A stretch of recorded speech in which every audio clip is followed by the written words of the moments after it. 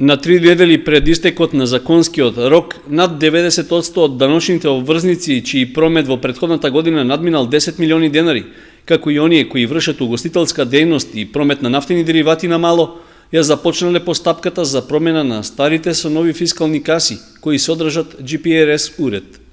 Се проценува дека во општината меѓу 700 и 800 обврзници подлежат на законската обврска за промена на касите.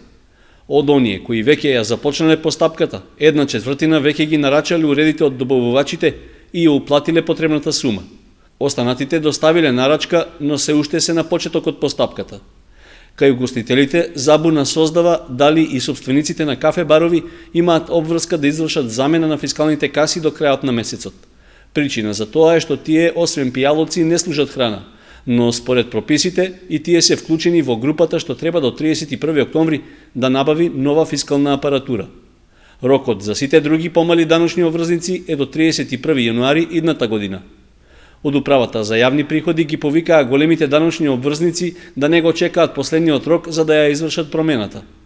Постапката на регистрација трае 10 минути и се врши електронски од страна на овластениот производител во моментот на набавка на фискалниот апарат.